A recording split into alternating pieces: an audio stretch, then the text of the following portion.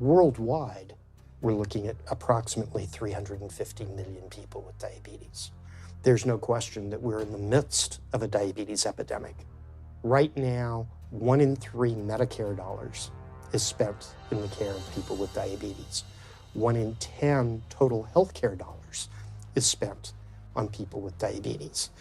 There's no question that this is a major problem. What in particular is the correlation with the diet and diabetes? I'm not going to get into that. Into diet? No.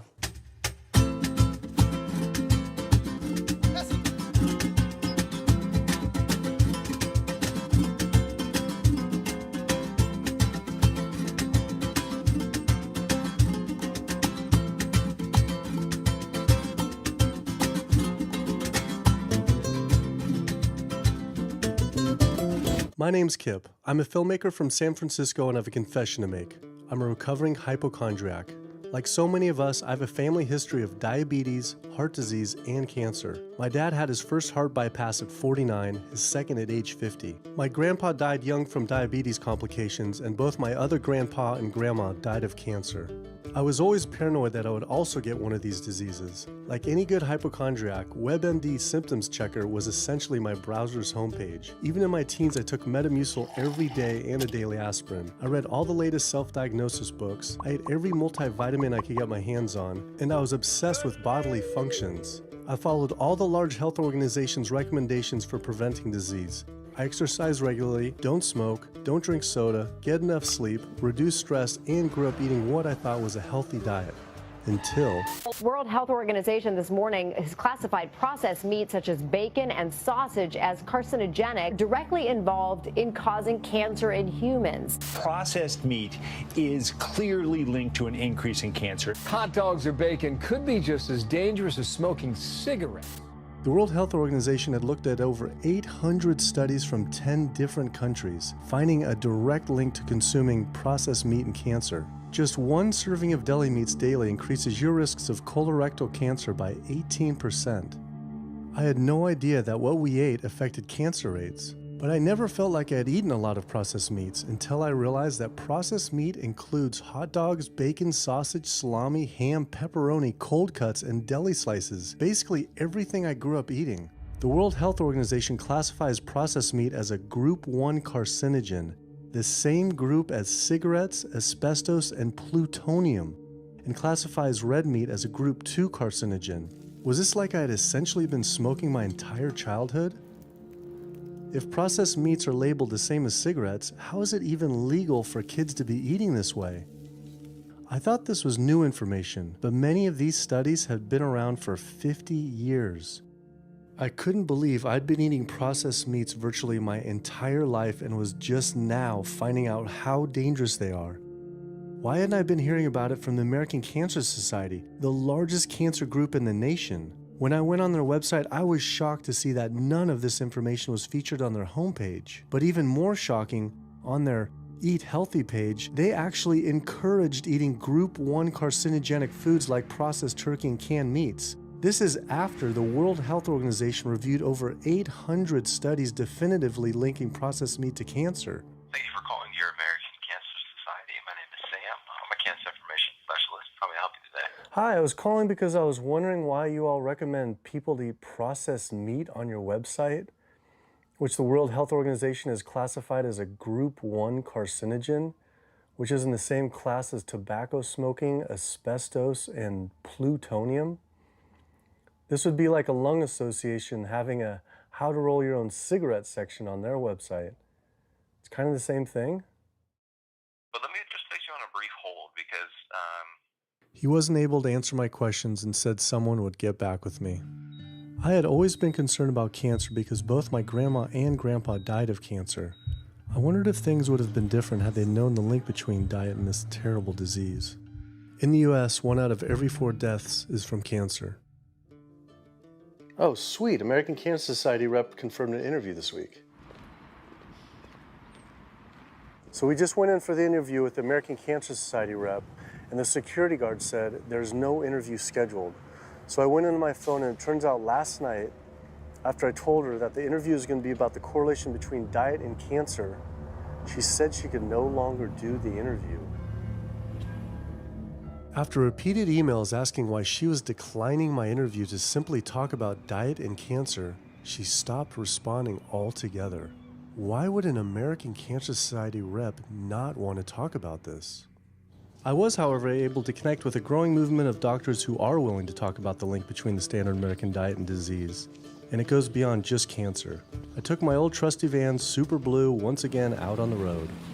2/3 of adults are now overweight or obese, and we have an epidemic cascade of debilitating disease that's overcoming the country. There's no way we can sustain the current style of care with the epidemic that we're creating with our diet and lifestyle choices. The diabetes, the arthritis, the heart disease, the dementia, the obesity, the cancers are affecting about 70% of deaths. All the data is that those 70% of deaths and morbidity are largely lifestyle related and preventable. Most kids by age 10 in the U.S. already have fatty streaks in their arteries, the first stage of atherosclerosis leading to heart attacks, strokes. Here in American medicine, we operate from the disease model. We are in the business of treating sick people. We are not in the business of trying to prevent people from becoming sick. When you look at chronic disease risk, all the things that we walk around worrying about, actually dietary choices trump smoking when it comes to those risks. If I could deliver one message to the researchers who are looking for the cause of diabetes and the cause of clogged arteries and the cause of high blood pressure and the cause of obesity, I would tell them the answer's in 3 words. It's the food. It's what Americans are eating. Today, with 2/3 of Americans being overweight, clearly there's a food issue. In the next 25 years, 1 out of every 3 Americans will have diabetes. My name's Michael Abdallah. I'm from Atlanta, Georgia, and unfortunately I was diagnosed about 10 years ago with diabetes, and 8 years ago I had 2 stents put in.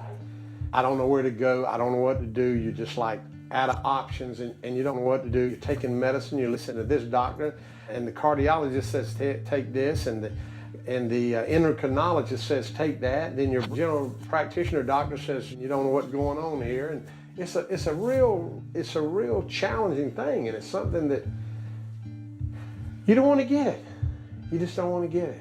Government and media almost exclusively blame lack of exercise and sugary foods as a cause of diabetes. But I wanted to talk with an actual expert on the role of diet and diabetes. I went to speak with premier physician, diabetes expert, and researcher, Dr. Neil Barnard.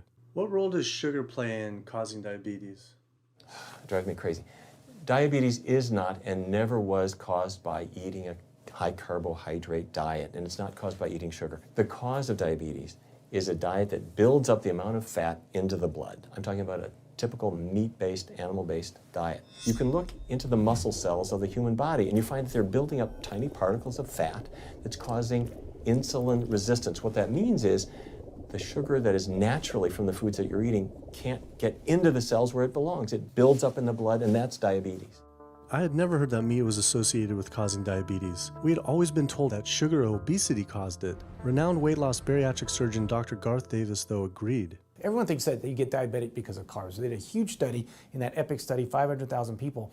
Carbs consumption was inversely related with diabetes. In other words, the more carbs someone ate, the less diabetes they had. But meat was strongly correlated. Get that aha moment. The starches, the carbs are good for you. They're not bad for you. This idea that carbs make you fat is utterly ridiculous. Carbs cannot make you fat in and of themselves. We have storage in our muscles and in our liver for carbs called glycogen. So when we eat carbs, we either store it or we burn it. Now, eat fat, that goes straight to your fat. Your body can't turn those carbs into fat unless you're really overdoing the calories. Obesity, it's a death sentence. You're at much higher risk of getting cancer. You're almost certainly going to get diabetes. I mean, no one wants to fat shame, and we all want everybody to be comfortable with our bodies, but this movement to be comfortable with our bodies has made us comfortable with being sick, and that's a huge problem. I go into the hospital and I look around me, people on dialysis, all these sick people, and just about every disease in there is because of what people are eating. Here's the thing. If I eat a sugary cookie, The sugar lures you in like the Trojan horse, but waiting inside that cookie is a huge load of butter or shortening, and that's what fattens you up, and that's the part that leads to the diabetes. It's the fatty foods, not really so much the sugar. It's not that sugar is good for you. There's no nutrients in it. It's excess calories. But when you eat sugar, you don't get inflammation right away. When you eat sugar, you're not getting plaques forming in your vessels. When you're eating sugar, your body's going to store most of it as glycogen or burn it as calories. And so this focus on sugar has taken all the focus off meat, dairy, eggs, pork, turkey, chicken. People need to understand, if their child gets diabetes, you've just taken 19 years off their lifespan. We're talking life and death. I realized there was so much more about diet and disease that I hadn't ever learned. It felt as if this information had been practically withheld. Processed meat causes cancer. Sugar doesn't cause diabetes. I had doubt about the claims these doctors were making, so I did some searching on my own. Harvard researchers looked at 9 prospective studies finding that just one serving of processed meat per day increased risk of developing diabetes by 51%. The link between eating meat and developing diabetes became undeniable. But when I went on the leading diabetes organization's website, the American Diabetes Association, not only did they not have this information front and center, they were featuring recipes for red and processed meat. And on their recipes for healthy living, they had bacon-wrapped shrimp? What the hell? All right, send an email to American Diabetes Association, see if they'll get back to us. As destructive as diabetes is, it pales in comparison to heart disease. Over 17 million people die every year from cardiovascular disease. It is the leading cause of death around the world. Nearly 1 out of every 3 people will die from this disease. The amount of people who die from cardiovascular disease is the equivalent of 4 jumbo jets crashing every single hour, every single day, every single year. My name is Amy Resnick, and I'm from Swampscott, Massachusetts, a little bit north of Boston. And I recently went to my doctor for asthma because I had a very hard time breathing. And while there, she did some blood work, and one of the tests was C-reactive protein, and on a scale there was a scale of 1 to 3, 1 being low for cardiac event, 3 being high for cardiac event, and my number was 10.82. What does that mean? That means I am on the road for a heart attack, and she said probably within the next 30 days. 30 days? 30 days, if I'm going the way I was going. I take this for my heart arrhythmia, take this for pain, oxycodone for pain, and lorazepam for stress, cyclobenzaprine for a muscle relaxer, also take Topamax and Prozac, and I also use a CPAP machine to help me breathe, and my asthma has been so bad this past year, I use it during the day as well to get some air. I am tired when I wake up. I'm tired during the day. I take a nap. I'm still tired. I can't breathe. And I know I need to make a change for my health, or else I'm not going to be here for my family. When we speak of heart disease, I would say the role of alcohol is pretty small. The role of sugar is very small too. Smoking is big, but the good news is that most people have quit or never did smoke. The problem with animal-based diet, its contribution to heart disease is huge and it is pervasive. All this expensive imaging, procedures, bypasses, medication, none of which has one solitary single thing to do with the causation of the illness. So you die of a completely benign foodborne illness that never had its causation treated.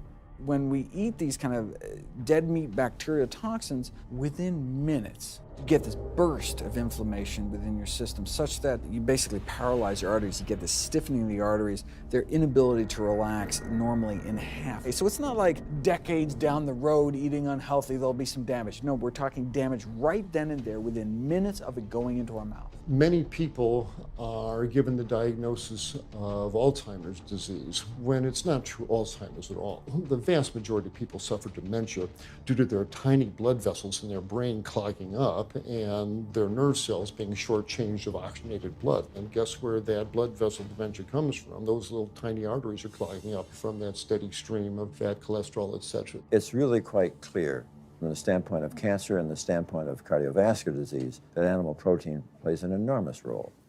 Is chicken better? It's a question of whether you want to be shot or hung. The flesh food that I would eliminate from the American diet would be poultry, would be turkey and chicken. A brilliant advertising campaign has convinced people that, oh, it's white meat, it's healthier. The leading source of sodium in the American diet for adult is chicken. It can be labeled all natural chicken, but be injected with this salt water, I think up to 800 milligrams of sodium. Heterocyclic amines are clear-cut carcinogens, and they can form in any kind of meat as it's heated, as it's cooked. But by far the biggest source is chicken. We sent researchers into fast food and family restaurants. Not only were there carcinogens in every single restaurant, but we found them in every single chicken sample that we took. If somebody brings their family in and they're buying a bucket of chicken, nobody tells them that there are carcinogens. If you're selling carcinogens to people, you've got to warn them that they're in there. But the American Cancer Society encourages people to switch from red and processed meat to chicken. Why would the American Cancer Society tell people to switch from eating one carcinogenic food to another when a Harvard University study showed that men with prostate cancer who eat large amounts of chicken increase their risk of the disease progressing 4 times? The number one dietary source in America of cholesterol is chicken because of the volume of chicken. You know, chicken's become grilled chicken and organic chicken. It's machismo, but it has nearly as much cholesterol per gram as red beef. So just on sheer volume, it's the number one source. Yeah, eggs being close behind. I'd never really thought about eggs much. I just thought of them as a standard part of a healthy diet. But then I found a study suggesting that eating just 1 egg a day can be as bad as smoking 5 cigarettes per day for life expectancy. The yolk of a hen's egg is the most concentrated glom of saturated fat and cholesterol. It is made to run a baby chicken for 21 days with no outside energy. It is pure fat and cholesterol. And when we put that into our bloodstream, it coats our red blood cells. Our blood gets thicker and more viscous. It changes our hormone levels. It raises our cholesterol levels. There's nothing healthy about eating the yolk of the egg. But I thought cholesterol and saturated fat wasn't an issue anymore. You know, these saturated fat studies that have come out trying to vindicate saturated fat, this is a campaign by the dairy industry, right? Number one source of saturated fat is dairy. It's not meat. 2008, the global dairy industry got together at a meeting and explicitly, read their agenda, was to neutralize the negative impact of milk fat by regulators and medical professionals, unquote. So what did they do? They funded studies. The main study that started the whole saturated fat media craze was funded by the National Dairy Council. The egg industry similarly funds studies that confuse consumers by making claims that eggs don't negatively affect heart function. That is, only when compared to eating a McDonald's sausage McMuffin? So what they're really saying is that eating eggs is just as bad as eating a McMuffin. When you eat foods like beef or steak or a processed meat, a hot dog, you're not just getting saturated fat. You're also getting other additional toxins that are in that food. There's heme iron, carcinogens, processing chemicals. This is all a lot more complicated than just looking at saturated fat. You know, the strategy is not on making their products any safer. The strategy is to just try to confuse the public, to introduce doubt. You know, there's a famous tobacco industry memo. It's called "Doubt is Our Product." That's all they had to do. They didn't have to convince Americans that smoking was healthy, right? They just had to introduce doubt. Then they would win. If there's just enough controversy, people kind of throw up their hands, I don't know what to eat. Confusion is their game. I really don't think people thought what they ate led to heart disease. They think, oh, it's genetic, my parents had it. And I don't think people really think that what they ate led to diabetes. I think, oh, my parents had it, I was gonna get it. And certainly cancer, they don't think that way. People have bad lifestyles that they've inherited environmentally. They've been exposed to a certain way of eating and living that they've carried on into their adulthood, passed on to their children. That is why they go on to develop the same diseases that their parents and grandparents may have had before them. But it is not inevitable. Even if you have a genetic predisposition, doesn't mean it's going to necessarily manifest. And what determines whether it manifests or not may be those epigenetic variables, the things that you can control, the environmental factors, the dietary factors, the lifestyle factors. So we can actually change the expression of genes tumor suppressing genes, tumor activating genes by what we eat, what we put into our body. So, even if you've been dealt a bad genetic deck, you can still reshuffle it with diet. I had always thought that I would develop heart disease at a young age because both my dad and grandpa had heart attacks. I was taught that they were genetic, but their heart attacks probably had less to do with genes and more to do with their diets high in meat. That's why when I went on the American Heart Association's Heart Healthy Recipes page, I could not believe they had an entire section on beef recipes. This was just like the American Cancer Society encouraging eating Group 1 carcinogens on their site. Meatloaf, pork loin, steak on your recipe list? Are you kidding me? It's like this menu is trying to give people heart attacks. At your website, we noticed Heart Healthy Recipes, and we were kind of bewildered by why there's a bunch of recipes on a whole section on beef recipes, and there's also a section on egg recipes when there's such a strong link between beef, red meat, and heart disease. I honestly don't know because I don't do that, I guess. That's not what I do. Another organization rep that wasn't able to answer my questions, but he said that he'd have someone get in touch shortly. I was, however, able to talk to the president of the American College of Cardiology, Dr. Kim Williams. So the American College of Cardiology is a 47,000 member and growing organization with a dedicated mission to reduce heart disease and to improve patients' lives. And if you look at the incidence of hypertension and diabetes and mortality in men, they actually get reduced as you go higher and higher in terms of how much you restrict animal products. What about fish? So fish is a little different. You've got the 4 worries, which is PCBs, mercury, saturated fat, and cholesterol. And the cholesterol is all over the place. You can hit tuna in water, that'll be almost less than a glass of milk, to salmon or tilapia, which is higher than a pork chop. If you look objectively at fish, what you find is they've become essentially mercury sponges. And that's why in many parts of the country they warn you, don't have more than so many of these fish a week because it's getting too much mercury can kill you. Fish are eaten by bigger fish who are eaten by bigger fish, and these pesticides and herbicides bioaccumulate in the fish flesh. And these big fish, including the salmon, which people think is the healthiest fish, truth is the amount of pesticides and herbicides in the flesh of these fish are shocking, and they have estrogenic and cancer-promoting properties in them. They'll say, well, but don't sardines have less concentration of toxic waste product than other ones? Something being less toxic doesn't make it healthy. It just makes it less toxic. Farmed fish is by no means healthier. All the antibiotics that these animals have to be fed, similar to chickens and turkeys kept in confinement. These fish get infections. They get fungal infections, they get bacterial infections. You've got to feed them antifungals, antibiotics, and these substances accumulate in the fish flesh as well. I always knew that pollution was bad for our health, but I had never thought about the environmental pollutants affecting food. Dioxins, being the most toxic man-made chemicals known to science, cause all sorts of things. They cause endometriosis, they cause cancers, they cause endocrine disruption problems. Most of your exposure, 93% of it, comes from eating meat and dairy products because it climbs up in the food chain so effectively. So you can get exposed to living near these incinerators and breathing it, but it'll take you 14 years to breathe in as much dioxin as a cow will ingest by eating the grass in one day. And that dioxin will accumulate in its fat, which includes the milk and the meat, and anyone eating meat or dairy products is going to get that dose of dioxin, so it climbs up the food chain every step. Men have no way in their bodies to get rid of dioxins, but women have 2 ways. They're both involving having a baby.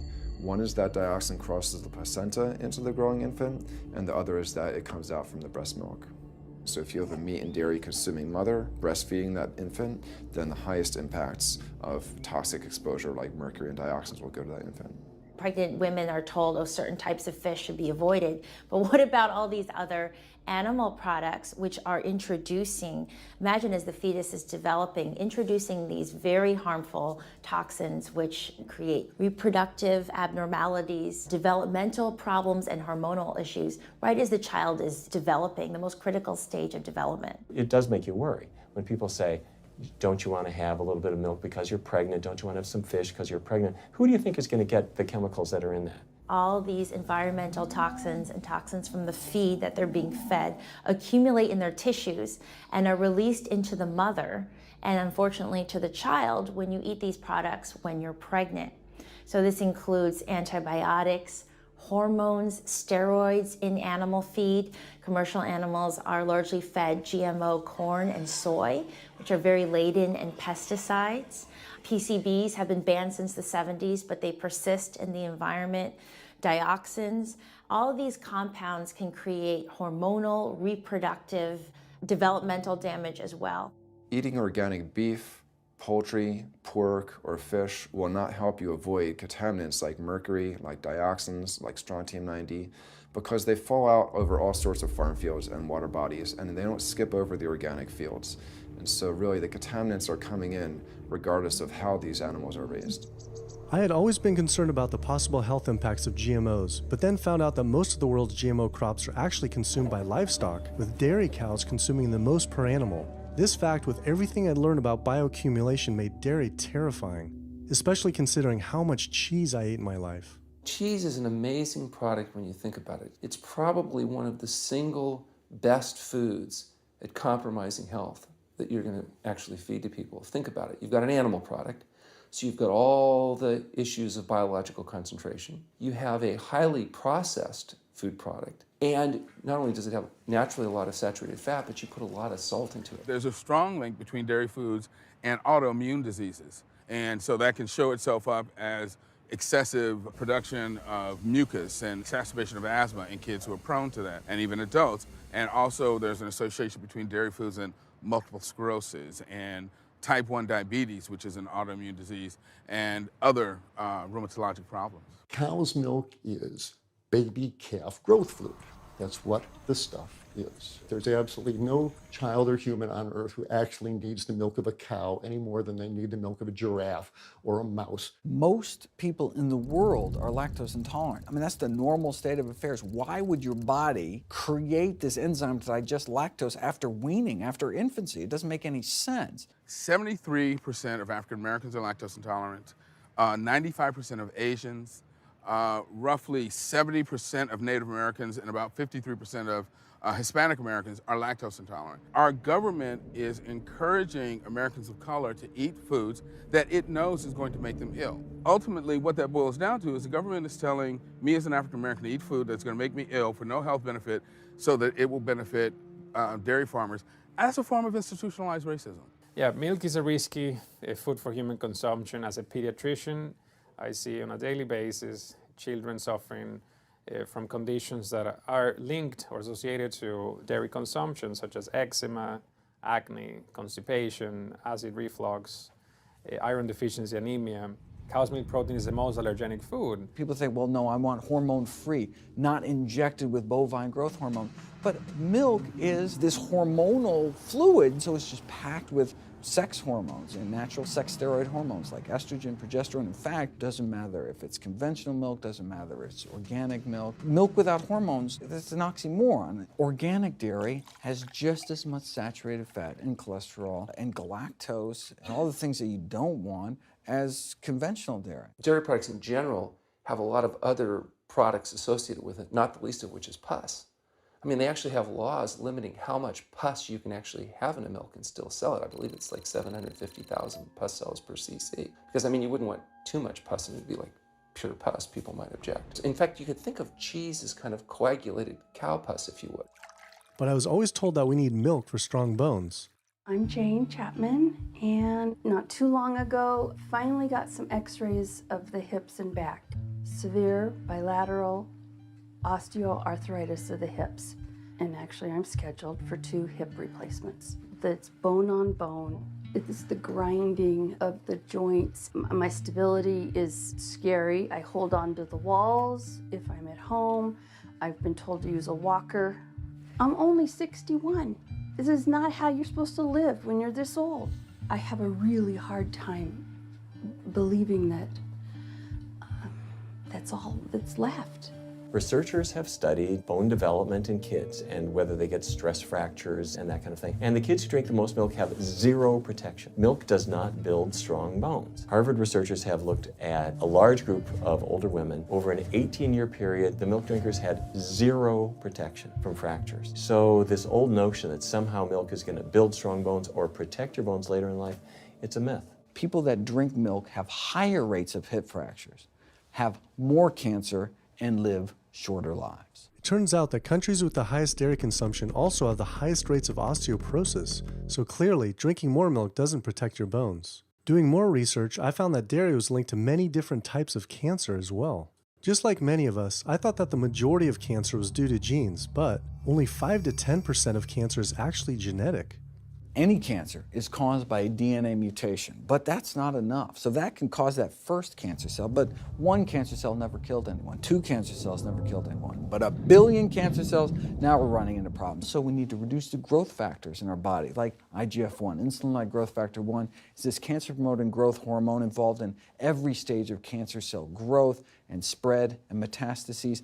Any animal protein boosts the level of IGF-1. Dairy products increases your risk for various forms of cancer, especially those related to your hormones. So breast cancer, prostate cancer, ovarian cancer. So this is not a product, even in its most pure state, you want to be consuming because it does come with risk. I found out that dairy can increase a man's chance of getting prostate cancer by 34%. And for women who've had breast cancer, just 1 serving of whole dairy a day can increase their chance of dying from the disease 49%, and dying from anything 64%.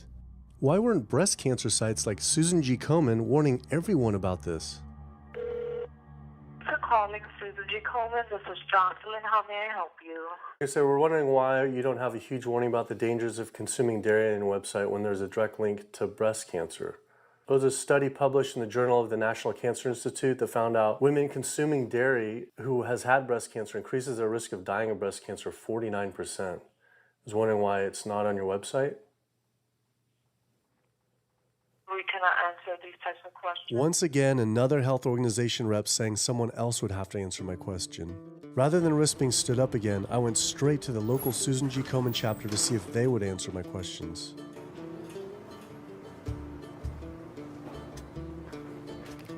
They didn't want to answer my questions in person either, and told us to stop filming, but promised they would connect me to the national office directly. Susan G. Komen's Pink Ribbon campaign had done a lot to raise awareness for breast cancer, although it was confusing to see pink ribbons on dairy yogurt containers. Breast cancer can be prevented with a healthy diet and lifestyle, but we're not. We're talking about pink ribbons and putting all the money into research for the cure. I, for one, know that I would want my daughter, my mother, me, I want to focus on not getting to that point, and that's where I would like to see more energy and effort put. I had been a hardcore cheeseaholic virtually my entire life, despite the risks, but like so many others, I seem to have been addicted to it. It turns out that the casein protein, that's the main protein in dairy products, and particularly in cheese, it breaks apart in the human digestion to create what are called casomorphins, casein-derived morphine-like compounds that go to the brain and they attach to the very same receptor that heroin attaches to.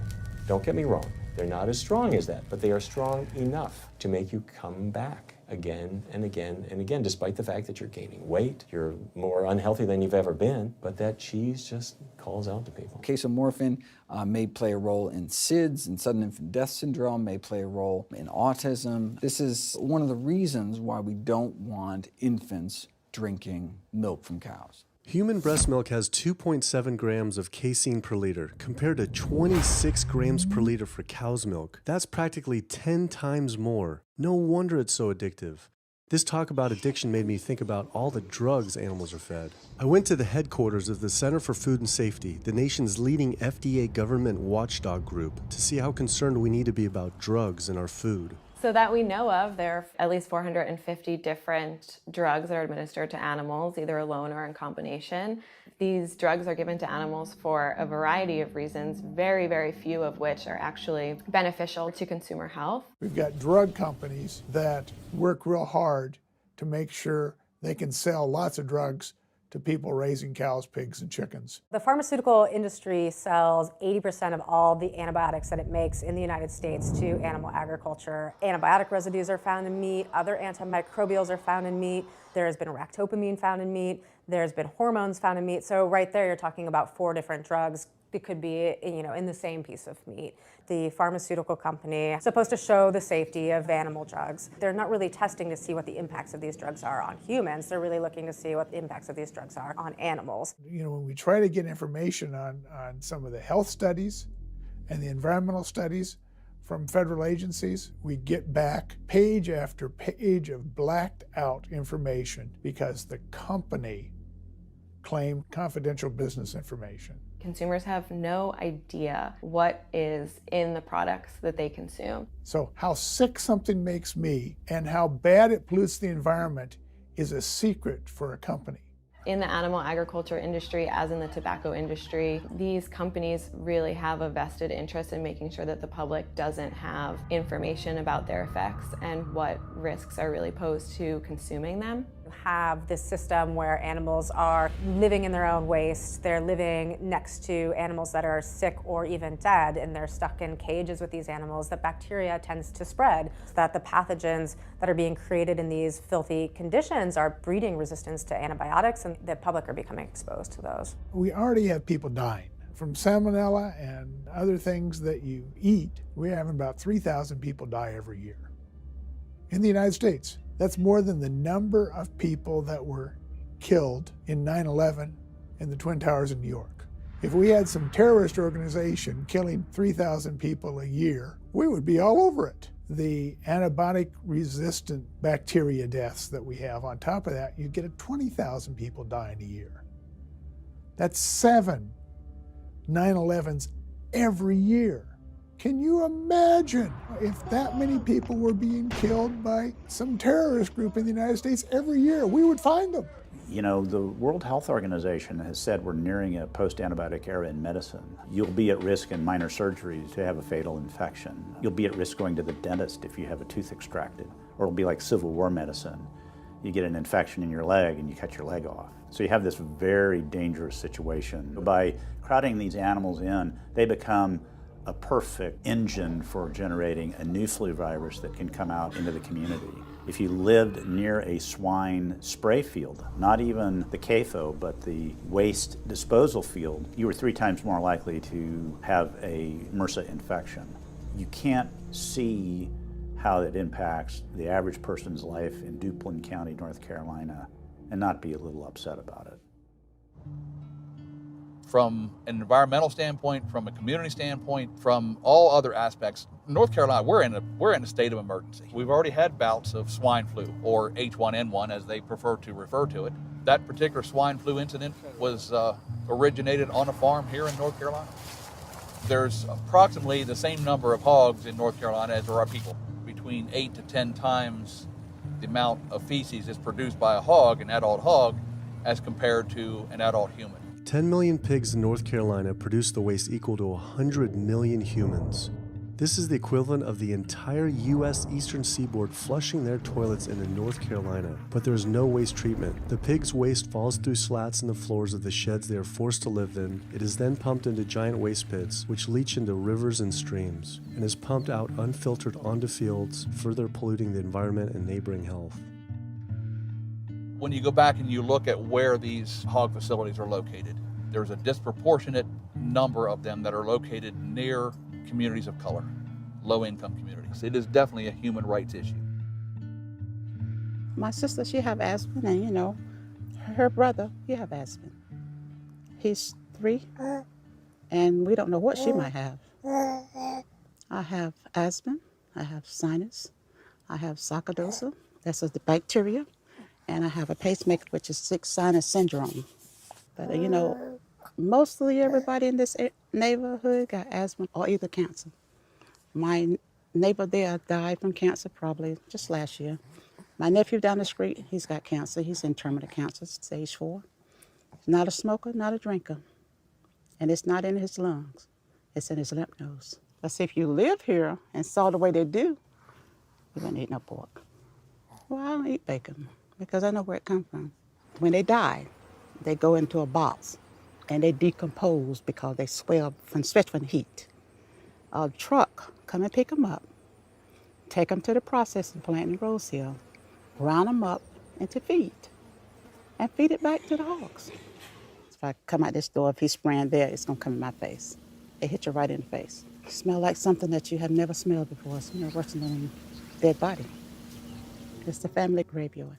I have my grandmother out there, my sisters, my brothers. When we go to the funeral, he used to spray. During the funeral? During the funeral, yes. During the funeral. Yeah, he spray. And when the people come, everybody be closing their nose up, saying how it stink. They can want to have a cookout on Sunday, he'll spray. Do you think he does it on purpose? I think so. Because he just sprays Sunday. He always sprays Sunday. And in most of these area, hog houses and turkey house is in the black area or the Hispanic area. It's either or. Do you think it's also a civil rights issue? Yes. Yes, I do. Yes, I do.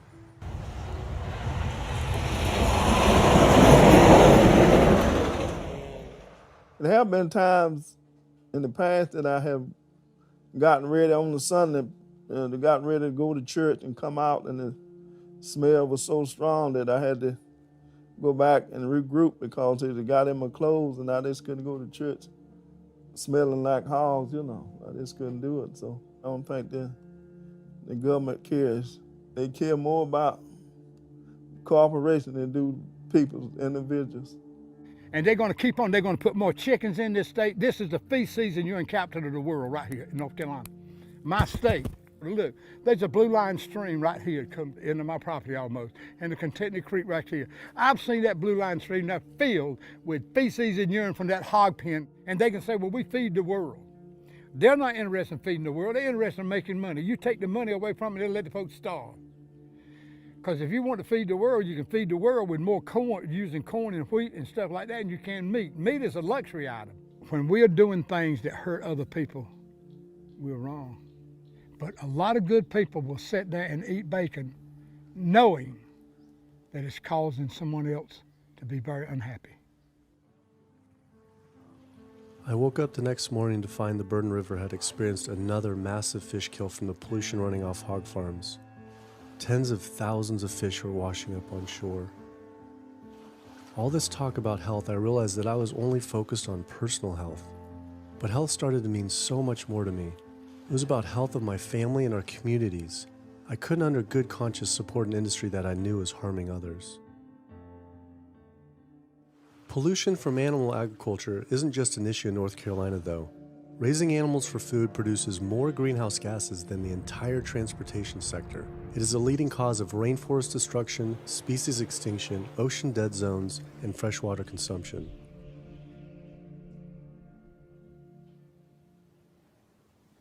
American Diabetes Association actually finally got back and they agreed to an interview. Preparing for the American Diabetes Association interview, I took a look at their diabetes diet and meal plan recommendations, and they were loaded with foods associated with causing diabetes. How could they expect people not to get diabetes if this was the food they were recommending? And then, I saw multiple peer-reviewed studies published on the National Institute of Health website showing that a low-fat, plant-based diet was more than twice as powerful at controlling and even reversing diabetes than the ADA recommended diet that included meat and dairy. Well, the mission of the American Diabetes Association is to identify a prevention and a cure for diabetes, but in the meantime, to improve the lives of all people who are affected by diabetes. And what's the best way to prevent this? For type 2 diabetes, it's unclear. We can't prevent type 2 diabetes in everybody. When we're doing the research, we came across a lot of studies that said that you actually could potentially cure or reverse diabetes with a purely plant-based diet. I don't believe there's sufficient evidence to demonstrate that. How does it compare to the ADA diet that you recommend? We don't recommend a specific diet. We recommend healthy eating. The one that's on the website. We recommend healthy eating. Do you have a whole list of exact day-to-day, the meal plan, the whole meal plan? All they are selections of foods to consider. We do not have a diabetes diet. But with that selections, that you consider that plan compared to a plant-based plan? No one's done that study. We found actually some studies, that a 74-week study found that low-fat vegan diet versus the ADA plan in type 2 I diabetes. think we're done here. I'm not gonna get into an argument about. Oh no, I was just wondering the studies of if this is true or if it shows that. Any diet works. Any diet works if people follow it. But if it's a diet that's not the proper diet, like if anyone follows a diet that they eat I can't tell you what a proper diet is. I can tell you what an improper diet is.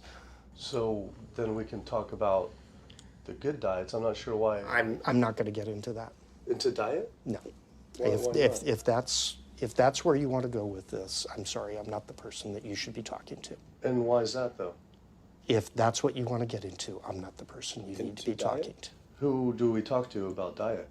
You can talk to anybody you want. But that's interesting though. Why not recommend a diet? Because the data don't exist to support it. But if we see data that we looked up that supports it with, like, the NIH, in Europe, the European Association of Diet. We're done. I'm sorry. I'm not going to get into that argument with you. No, it's not an argument. I'm not going to get into the argument. Why is it an argument? It's just talking about in European study of diabetes and other places that have studies. Why? There are lots of studies. Why is it even an argument? There are lots of studies in the literature, many of which have never been replicated or, frankly, are wrong. That's why we do peer review, okay? The European Association of Study of Diabetes has been peer reviewed? Or I don't know what study you're referring to, and in the absence of being able to see that study, I'm not going to comment. I could show it to you. I'm sorry, I don't have the time for that. I just don't understand why it's an argument, though. Okay.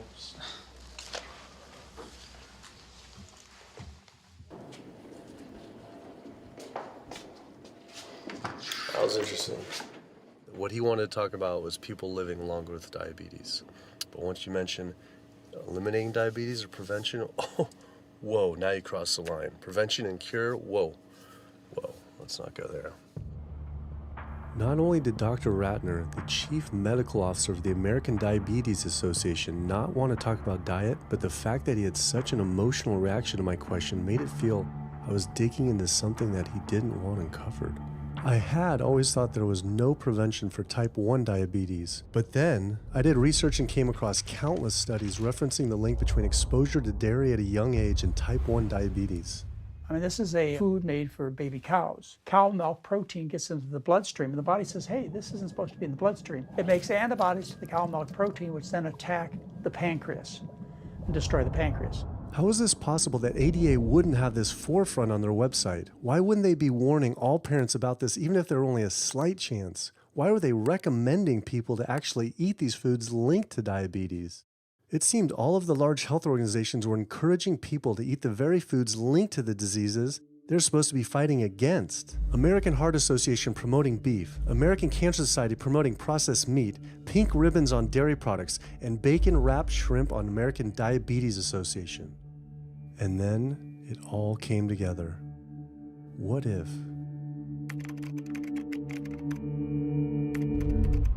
And there it was. The American Diabetes Association was taking money from Dannon, one of the world's largest dairy yogurt producers, Kraft Foods, makers of Velveeta processed cheese, Oscar Mayer processed meats, Lunchables processed kids meals, and Bumblebee Foods, makers of processed canned meats. American Cancer Society was taking money from Tyson, one of the world's largest meat producers, and Yum Brand, owner of Pizza Hut, KFC, and Taco Bell. Susan G. Komen was supposed to be fighting breast cancer, was corporate partnering with KFC, Dietz Watson Processed Meats, and Yoplait Yogurt. And the American Heart Association was probably the most disturbing of all, taking hundreds of thousands of dollars from the beef industry, poultry, and dairy producers, and millions from fast food and processed food manufacturers. Every single one of these organizations was taking money from meat and dairy companies that are associated with the causes of these diseases. This would be like the American Lung Association taking money from the tobacco industry. I was sick of not getting answers, so I went to the headquarters of these organizations myself. We have to speak to someone in person. There's millions of people dying from the foods that they're recommending people to eat. I wanted to find out why Susan G. Komen had accepted $35 million from Yoplait when their products can increase a woman's chance of dying from breast cancer 49%. And ask American Cancer Society if taking money from KFC and Tyson was the reason they promote eating meat. But every one of these organizations declined to be interviewed. What's really sad is that we cannot trust information from these leading health organizations like the American Heart Association, the American Diabetes Association, because they are taking money from the very industries who are causing the problems that they're supposed to be helping to prevent. So that makes the truth something that you are not going to be hearing, as far as nutrition goes, from these organizations. Well, that would be the end of their funding, that would be the end of their jobs, that would be lawsuits, they would bring the entire catastrophe down upon their heads, and they would essentially disappear as organizations. This one time I got invited to a charity fundraiser for the American Diabetes Association. And I showed up and they had a whole buffet and it was all just animal products. I remember like a big thing of barbecue chicken. And I was like, I stormed out. I said, like, serving chicken at a diabetes event is like serving alcohol at an AA meeting. It just doesn't make sense. We had scheduled to film an interview with a prominent surgeon, but before we could get inside the building, the hospital's media relations manager stopped us. Actually, I understand that Dr. said that you could film here today, but unfortunately that's not going to be able to happen. I know that he advocates for patients changing their diets, but the hospital makes money off these surgeries, and the reality is he does too. So we can't do anything that's going to negatively impact the hospital, so unfortunately you're not going to be able to film here today. I was sickened by how open she was about the hospital being more interested in profits than people's health. But it wasn't just this hospital or these organizations. Even the US government is involved too.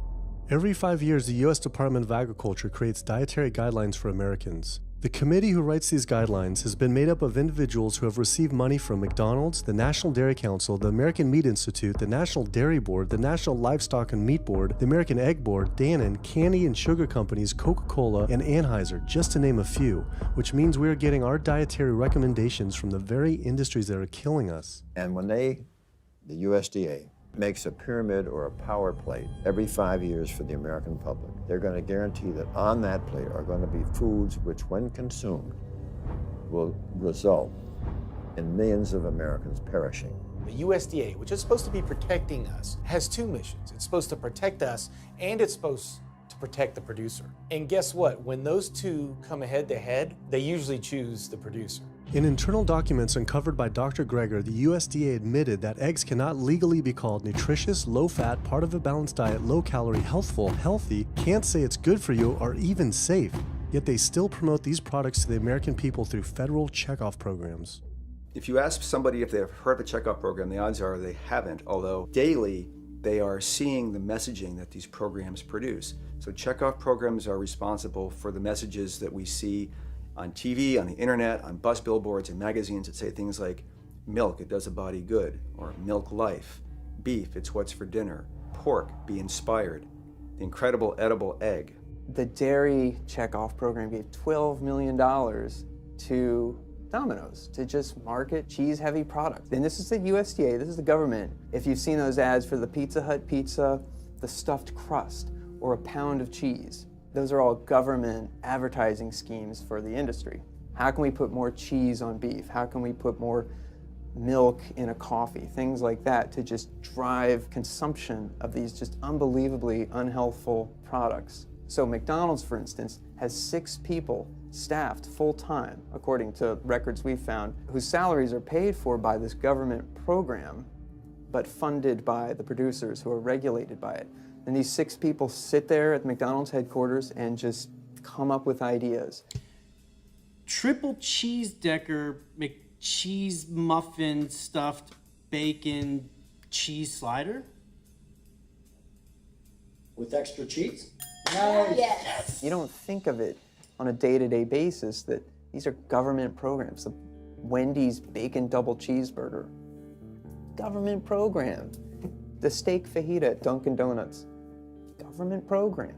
You would just never think that this just pure garbage from a food standpoint is coming from a federally funded program. That's one of the things that makes checkoffs so incredibly creepy, is that it is our government telling us, eat more beef, drink more milk, eat more cheese, eat more pork.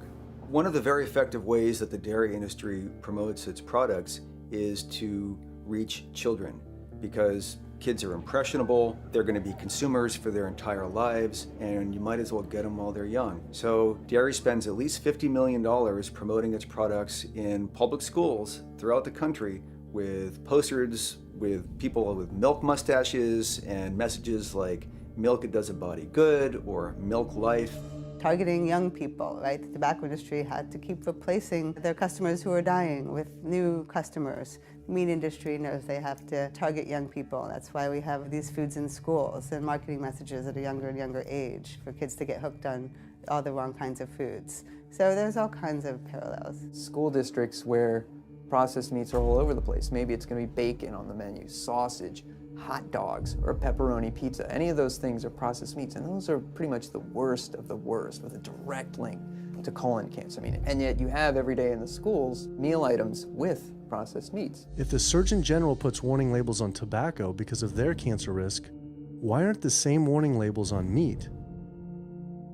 Based on the publicly available data, we know they spend at least $557 million promoting their goods through checkoff programs. We know that they spend at least $138 million lobbying Congress. We expect that they spend a good deal more than that in figures that simply aren't publicly disclosed. The industry's lobbying power is so strong that they can create laws and push through legislation that doesn't benefit Americans in any way, such as ag-gag laws that criminalize whistleblowing or photographing abuses by this industry. Activists in the U.S. can be charged as terrorists for disrupting the profits of any business that uses animals under the Animal Enterprise Terrorism Act, to the even more ridiculous ones like cheeseburger laws.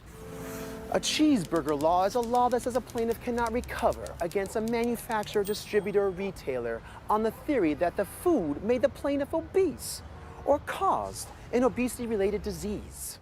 Cheeseburger laws are a direct response to a problem that the tobacco industry has had. Big Tobacco has paid $400 billion to state Medicaid programs. Cheeseburger laws proponents say, we don't want to see the same kind of thing happen to the meat and dairy industries. The fact that these laws are based on a model template called the Common Sense Consumption Act is actually ironic, because what they're saying is, you, the consumer, should have the common sense to know that our food is bad for you. I've often typified the meat industry to people who maybe don't understand its power and reach, as it's got all the money of big tobacco and big pharma, and it has the personality of the National Rifle Association. So any little thing that comes up, man, they beat it to death. Robert Martin wasn't exaggerating. When the profits of the egg industry were threatened by egg alternative company Hampton Creek Foods, extremely disturbing emails were uncovered by Ryan Shapiro and Jeffrey Light. We uncovered documents demonstrating the American Egg Board considers Hampton Creek, quote, a crisis and major threat to the future of the American egg industry. The American Egg Board considers a successful egg replacer company to be such a threat that they joke on their government email addresses about murdering the CEO. In internal government emails with the heads of the egg industry, they suggest having the CEO of Hampton Creek, Josh Tetrick, murdered, including a menacing email from the executive director of the American Egg Board.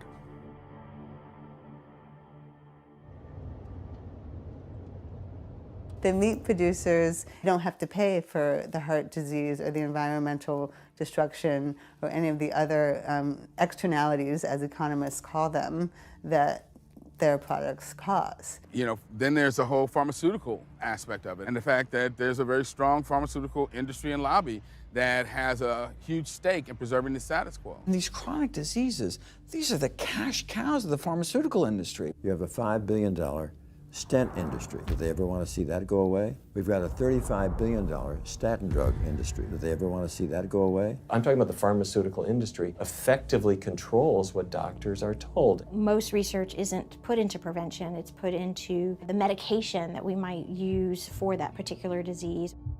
I'm on 2 different high blood pressure medicines, 6 asthma type medicines, even after 4 years of shots. And then another medicine to help take care of side effects from some of those medicines.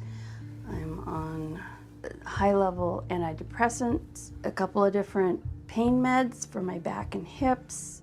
I'm taking about 16 drugs, not counting the insulin in the morning. I take insulin in the morning, insulin at night, 32 to 34 units of insulin. Lantus, to be exact. Some of these meds are for diabetes. This is for peeing. I have to use this for my prostate, and then I have to use this for the heart, and I have to use this for blood pressure. And it's just on and on and on and on. The doctors are telling me this is what I've got to do for my whole life, and it's frustrating, and it's very stressful, and I don't know how long my liver is going to last taking all this stuff. Under conventional medical treatment, whether it be for autoimmune disease, or even conditions like high blood pressure or diabetes, you're told that you have to take drugs. And not just for a week or a month or a year. You're told you have to take drugs forever. You're guaranteed that if you follow your doctor's advice, you'll be sick forever. You'll never get well. That's the guarantee. Because the strategies are all about manipulating the symptoms, not dealing with the underlying cause. You come in with that diagnosis, you get a bunch of pills that have nothing to do with the disease causation, or you get these procedures that have nothing to do with disease causation. It's a deception to say this pill will help you unclog your arteries, this one will save you from a stroke. No, it doesn't. The people who take the statins, etc., they still get their heart attacks, they still get their strokes. This does not reverse disease. This does not make plaques smaller. This is a fraud of massive proportions. In the U.S., treating chronic disease such as heart disease, cancer, and diabetes is a $1.5 trillion industry. That's the GDP equivalent of the 10th richest country in the world. I went back and dug deeper into the health organization's funding, and there it was again. These organizations were accepting millions of dollars from pharmaceutical companies that are making billions of dollars from the very same diseases these health groups are supposedly trying to end. It seemed like a major conflict of interest, unless ending these diseases isn't really the goal. The pharmaceutical industry spends more money on lobbying than any other single industry. Just like animal agriculture, they are so powerful they write their own laws that have had activists in prison to silence them. Government's in bed with anyone that gives them the most money, which is the pharmaceutical industry, which is the animal ag industries. Like, they are pumping the government full of money and resources, and in return the government's giving them what they want: subsidies, imprisoning activists that go against them. And I think it's quite telling that these industries are working so hard and spending so much money to criminalize people for simply taking a picture, for simply recording what's going on inside of these facilities and making it known to the public. They're behind walls, they're underground, they're in these secret facilities that no one knows about. But if they did, they would be shocked and outraged. And I think people would not want to think that their pharmaceuticals, that their food are coming from these places. And that's why I think the ag laws are what they are, is because they are trying to silence people into not speaking out and not showing the truth. I finally realized how deep the collusion truly is between government and these industries, and how dangerous it could be to expose them. These concerns intensified after meeting the USDA whistleblower who revealed mad cow disease in the U.S. meat supply. USDA operates like the military. So when I got on TV and that, right away USDA sent out memos to all the veterinarians and food inspectors. If anybody from the media ever contacts you, do not talk to them. Refer them to Washington, D.C., and we will talk to them. So right away, shut up everybody. American public should be very concerned about this, what's going on with USDA. Here in the United States, we have at least 4 cases of mad cow disease, but I'm almost positive there's more cases than that, but the government isn't looking for it. So what you're saying is that there could be already mad cow disease in humans. Right, and I think a lot of it was misdiagnosed. With the Alzheimer's or dementia, it takes several years, you see the progression, but to make it easier, these doctors just sign off on it as dementia or Alzheimer's without actually taking a biopsy of the brain to see if it's that, or is it actually a prion disease like Creutzfeldt-Jakob disease or mad cow disease. Do you think it's safe to eat meat? I personally don't think it's safe to eat it because of the fact how the line speeds are increasing and also our inspectors are not well trained enough. At the present time, the line speed now is going about 220 cows an hour. That gives you about somewhere around 4 cows per minute, so that's 15 seconds per cow. These dangerous slaughter speeds means that animal waste ends up everywhere. Testing shows 88% of pork chops are contaminated with fecal bacteria, 90% of ground beef, and 95% of chicken breast sample contain animal waste bacteria. There is nothing clean about eating this way. But it just isn't waste, it's also pus-filled infections. You can see there's a bump or some kind of abscess underneath the hide. Most of the time when the hide's pulled off, either that will open up the abscess and the pus will come out, or if it's deep-seated, when the inspectors are doing their work or the company employees, they might stick their knife into an abscess and it explodes all over the place. I had heard enough. I was utterly disgusted by the corruption, the greed, the disease, and the abuse I was learning about. The very animals we were killing us and the planet.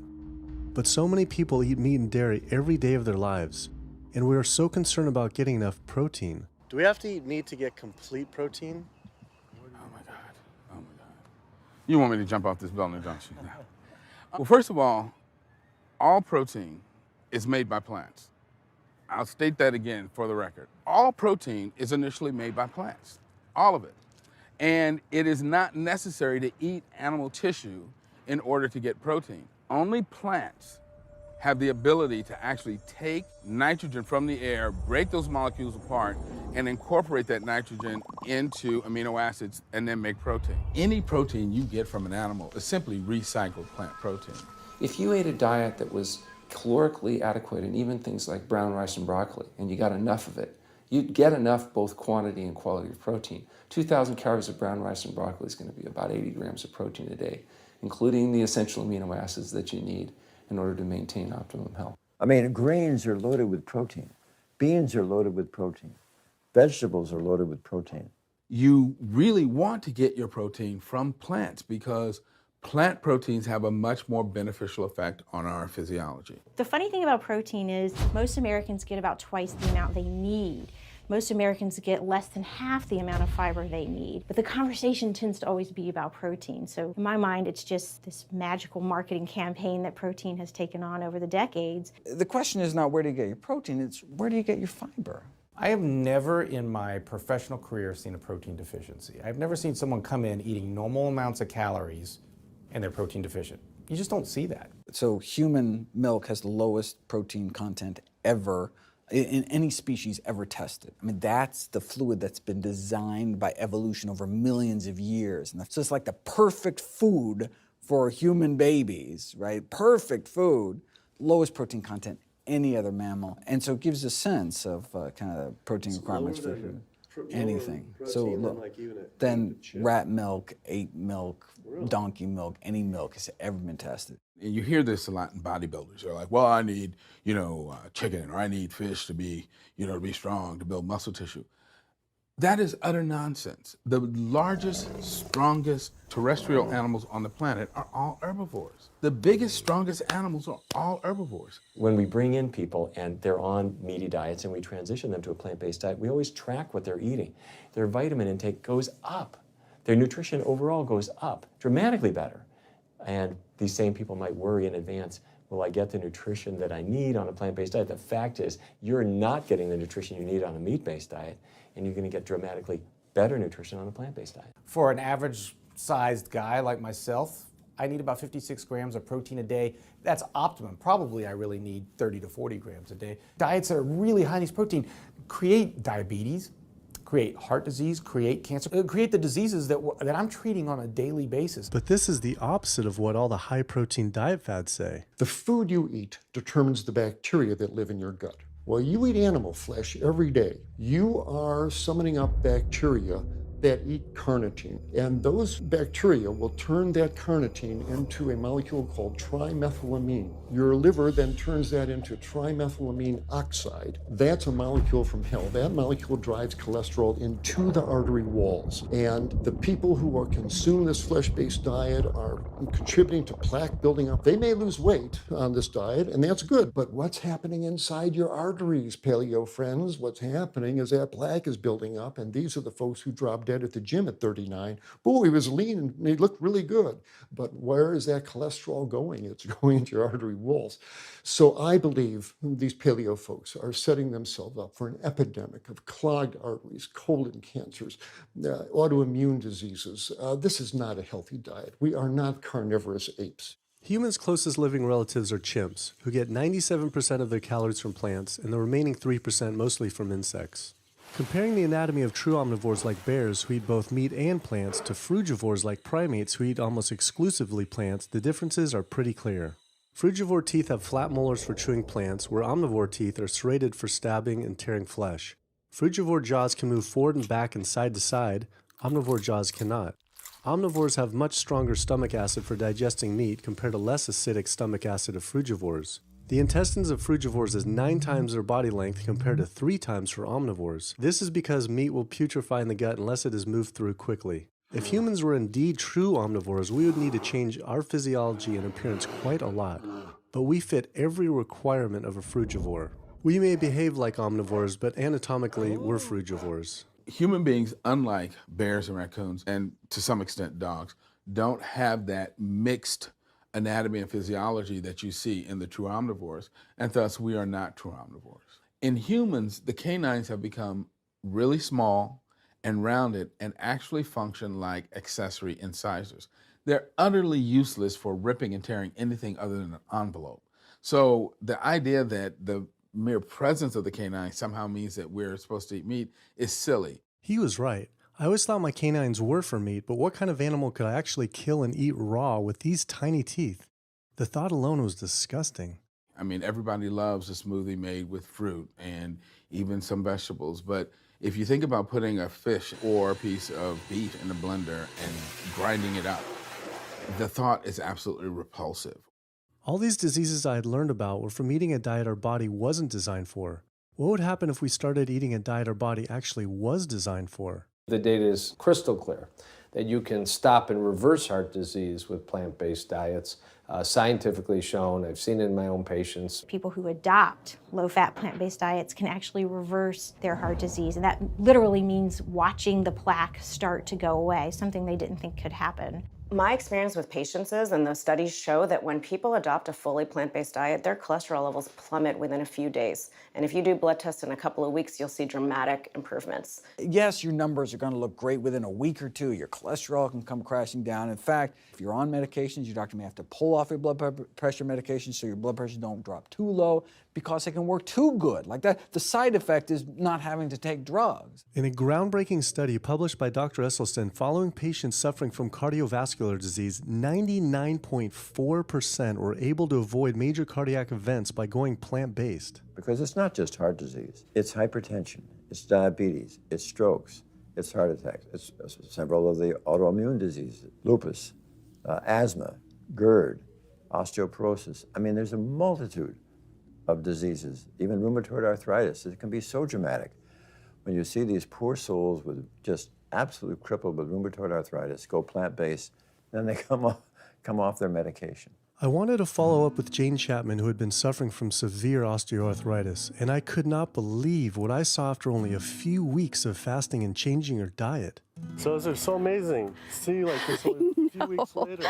I know. From going from the walker, needing wheelchair assistance at the airport, to strolling down the street, enjoying the fresh air, the sunshine. 2 weeks. It's all it took, 2 weeks to get off all the meds and start to feel the inflammation just kind of drain out of the body, where the movement was much easier. Just a lot of healing occurred very, very rapidly just by doing the right things for your body. When you're treating diseases with drugs, you know, there's one drug you take for cholesterol, a different class of drugs you take for high blood pressure, different class of drugs you take for diabetes. But with diet, a plant-based diet affects all these diseases, one diet to kind of rule them all. The impacts of eating this way go far beyond ourselves. By getting rid of heart disease alone, we would save up to $48 trillion in the USA, 3 times the US GDP.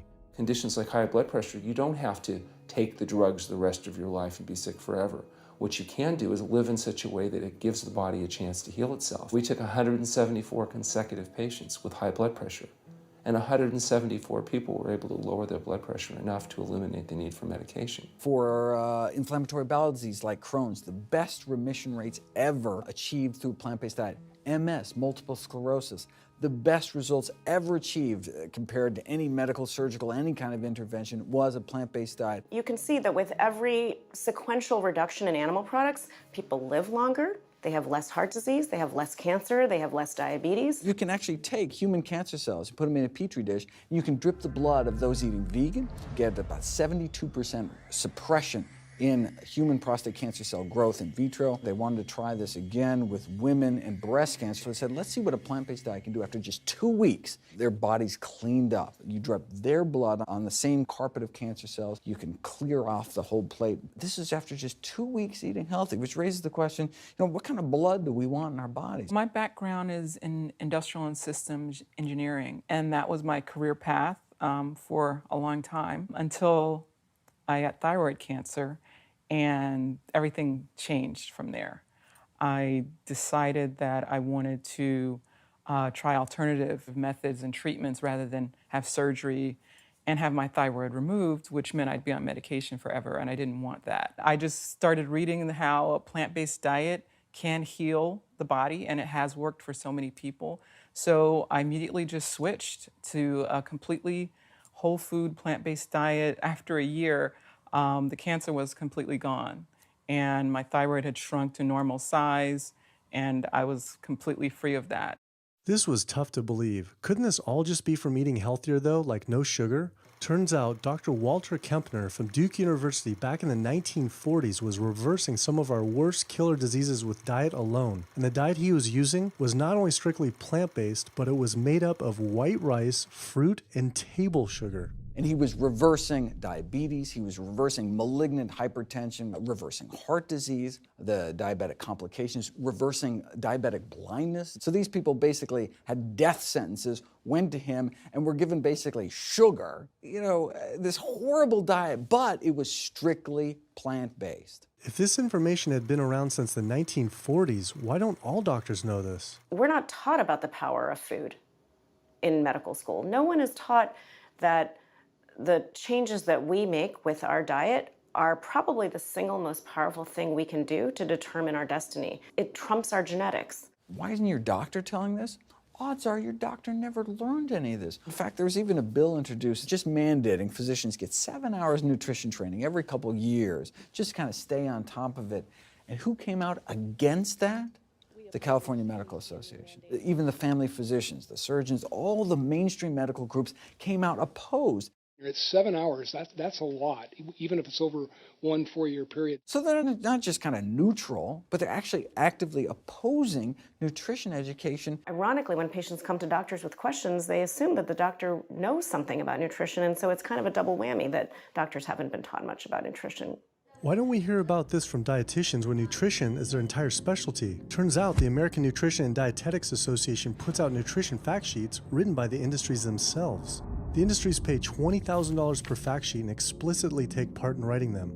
So you can learn about eggs from the egg industry, and you can learn about lamb from the lamb industry. This would be like learning about the benefits of smoking from the tobacco industry. When people are eating meat, I think of it as a bit like smoking. It's sort of Russian roulette. You may not get diabetes, but your chances of getting diabetes, about 1 in 3. You may not get cancer, but your chances, if you're a man, about 1 in 2. A woman, 1 in 3. Your chances of gaining weight, 2 out of 3. It's not all diet, but most of it is. The best thing that you can do to make sure that you empty all those bullets out of the chamber and you're not taking risks with your health is to get the animal products out of your diet and eat healthy foods. I came to True North to help me with my asthma and to lose a little weight, and it's amazing. Just in 2 weeks of changing my diet, Don't have to take any asthma medication, no antidepressants, no pain medication, no heart medication, nothing. No medications at all. And it's just incredible. I was taking Oxy and Advil, and I was taking 800 milligrams of Motrin 3 times a day just to get through the day because I was in so much pain. And now, nothing. Wow. Nothing at all. 2 weeks. 2 weeks, So you're 14 taking days. All that medication, you're completely off. Completely off everything.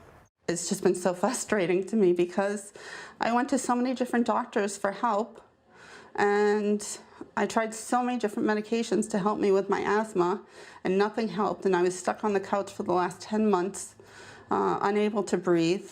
And now in 2 weeks' time, 14 days, I'm off my medication, and I can breathe, and I feel good, and I can walk. My life has changed, and it only took 2 weeks of a whole plant-based diet.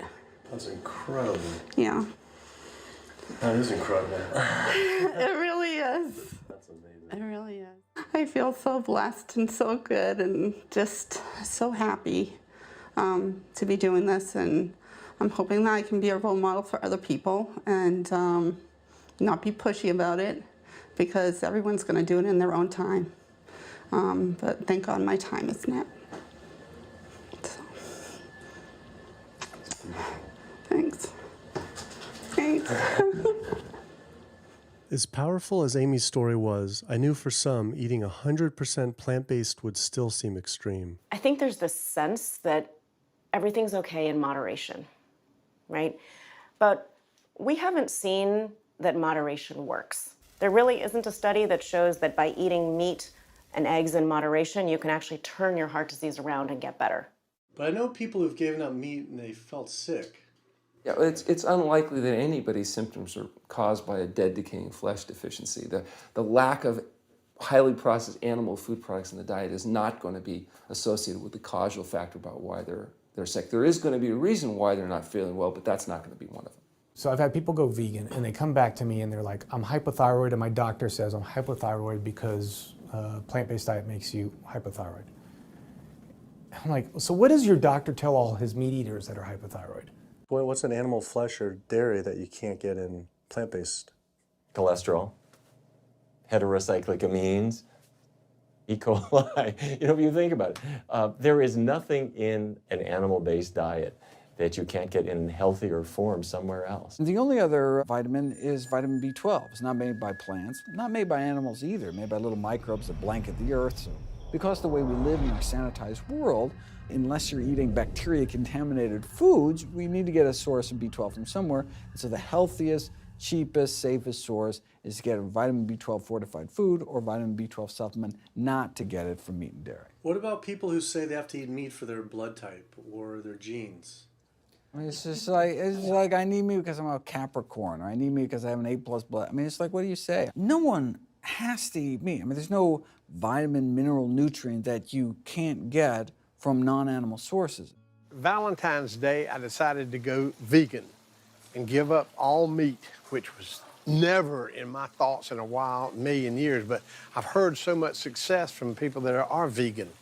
And so I gave up all animal products whatsoever. I've lost 29 pounds. I've been able to cut my meds in half. I've been able to cut my insulin in half. And now I'm going for the moon. I'm going to cut it all out. In the last 6 weeks, we've just had 3 grandchildren. And my ugly face is going to be around to see them graduate from high school and college. I'm going to be here. My mission is to let everybody know you do not have to suffer from diabetes and cancer and heart disease because someone in your family had it or because the doctors are telling you this is what's going to happen. You can take charge of your health and have a positive outcome just like I did. The reason I'm so committed to this is, my grandmother had diabetes, and I didn't know what I know now about healing the body. And if I did, I feel like she could have lived at least a few years longer. And so it's in her honor that I do what I do. Because I could save someone else's grandmother, aunt, uncle, father from that, So I'm excited about getting the message out there. There's a common belief that eating plant-based is expensive. Not at all. It can be done in a very inexpensive way where you buy foods that are in season and you shop in the bulk bins, and that saves a lot of money. You can eliminate a lot of your expenses on your grocery bill by not buying meat and dairy because those things are expensive. Our meal plan for a family of 4 is $25 per person in the family. 2064 is your total. 2064, whoa. That's for an entire week of food. Really? An exploding movement of elite athletes are utilizing vegan diets to heal injuries, speed recovery times, and enhance their performance. Before I was vegan, I was only bench pressing 315 like 5 times. Then after going vegan, I was doing 400, 425, 465. And I was like, oh my God, this is amazing. I'm vegan and I'm bench pressing 465 pounds. This is ridiculous. And as soon as I went vegan, tendinitis started disappearing. My strength in my right arm started coming back. High blood pressure was going down. You can't be strong and be dying on the inside. That's not strong. That's weak. That's really weak because yeah, you look big and strong on the outside. Yeah, big man. No, but your heart's crying for help on the inside. You're dying. I'm a professional parkour athlete, a 2-time world freerunning champion, and more recently I got into Ninja Warrior where I'm captain of Team Europe as we won USA vs the world. For something like Ninja Warrior and parkour specifically, you really need to have a good strength to body weight ratio. So I was carrying mass that I really didn't need. And when I went vegan, I lost 15, 20 pounds. I was more agile, I was more efficient, more stamina in my body. Just that extra bit of pop that I didn't have before, it just gave me that extra strength. So this is a very vibrant way to live. It can enhance you as an athlete. For me, 100% better athlete than I was before. It unlocked a whole new chapter of my training. The science is there, the health is there, the athletes are there proving that you don't need to eat dead animals to be strong, to be healthy. I started working out when I was 47 years old. All the muscles you see, I gained as vegan. I gained 15 pounds of muscles on my body, eating all plant-based vegan foods. All the aches and pains in my body, it just went away. Because I'm not ingesting so many inflaming foods, the acidic foods that animal products are. Gorillas, rhinos, and elephants, they all get their muscles and strength from eating plants. That's what I do. I travel all around the world for my surfing, and I've always been able to eat vegan. I feel like if you want something, you can make it happen. I just don't make any excuses. I would never not be vegan now that I know all the benefits and now that I know how it feels to be vegan. Every aspect of my life has been improved by adopting this lifestyle. I feel better, I perform better athletically, I sleep better, my energy with my kids is better, my focus at work is better, everything is better. My skin cleared up, kept myself trim for 9 years now doing this. All I can tell you is that I felt and I continue to feel better than I ever felt before. My friend Jason Lester and I were the first people to do this challenge called Epic 5, which entailed doing 5 Ironmans on 5 Hawaiian islands in under a week. An Ironman is a 2.4-mile swim followed by a 112-mile bike and then running a marathon, 26.2 miles after that. So we did 5 of those in a row on 5 different islands in a little under a week. Yeah. You almost die? Yeah. Where'd you die? So I guess the famous question, where did you get your protein in there? From plants. Like so many people, I was looking for excuses not to change my diet. But once I finally did, I felt liberated. Within days, I could feel the blood running through my veins with a new vitality. Within weeks, I felt a transformation throughout my entire body and mind. Not only could I survive on a purely plant-based vegan diet, I could thrive. I felt amazing. I competed in my first marathon in 6 years, training half the amount and beat my personal record by 23 minutes. Less than a month later, I did my first full Ironman. Although I could possibly get away with eating a little bit of meat and dairy without ill effects to my personal health, I could no longer willingly support an industry I knew was causing so much suffering to communities, families, and all life on the planet. A whole new world opened up. I felt whole again, connected to a greater sense of what true health is, and where true health doesn't end with me, but begins with us. If people adopted a plant-based diet, the changes we would see in our individual health, in our national health situation, and in this physical environmental world we live in would be so profound. I mean, today, you can say, I'm not going to eat that stuff anymore. It's one thing that I can do myself personally to make a difference. it will give you a greater sense of well-being and happiness when you know that, one, you're not destroying your health every time you sit down to eat, you're not promoting cruelty, and you're not damaging the earth. I don't want my gains to be at the detriment of the planet of other things. And yet I'm not weaker, I'm stronger. That's the beauty of it. When you're altruistic, when you make choices for the greater good of others, it comes around, benefits me as well. It benefits us all. Studies show that we can not only survive, but we can thrive. I just feel this is a great way to live, not harming other beings when we can be healthy and happier. I love it. It's a great life. I never thought that I could feel this good at this age, and I just want everybody to feel this way. I feel like a 20-year-old. I'm almost 50. Nothing tastes as good as healthy feels, basically. And so the choices that we make every single day, day in and day out, around our food, has the capacity to bring us true health and optimal wellness, not just individually, but collectively, as a species and for our planet. We're not going to live forever, but while we are alive, we can live well. And for me as a doctor, that's what I want to see. Where there's a will, there is a way. And I believe that.